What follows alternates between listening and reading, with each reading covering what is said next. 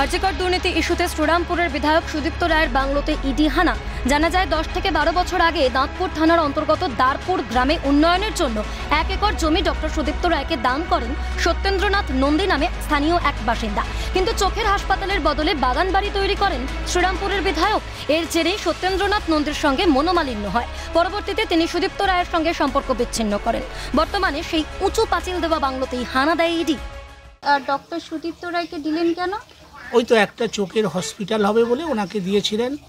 সেই হসপিটালটা আমাদের গ্রামে ডেভেলপ হবে, গভর্নমেন্টের হসপিটাল, এর জন্য ওনাকে দিয়েছিলেন। তো হসপিটাল হয়েছে?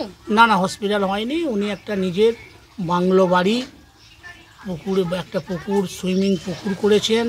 বাড়িটা বাগান টাগান দেখলে আপনারা অবাক হয়ে যাবেন বাড়িটা কি সাজিয়েছেন। এখন এখানে কি চলছে? এখন তো এখানে ইডি আপনার তদন্ত করছে। ইডি তদন্ত করে ভেতরে যা তদন্ত হচ্ছে। সত্যেন্দ্রনাথ দত্ত নন্দী, সত্যেন্দ্রনাথ নন্দী উনি কি দান করেছিলেন ওনার অংশটা?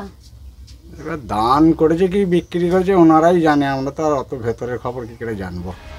সূত্রের খবর, প্রায়শই বাংলো বাড়িতে যেতেন সুদীপ্ত রায়। সেই সময় 4 থেকে 5টি গাড়িও আসতো বলে জানা গিয়েছে। এদিকে মঙ্গলবার সকালে প্রায় 3.5 ঘন্টা তল্লাশি চালিয়ে বেরিয়ে যায় ইডি আধিকারিকরা।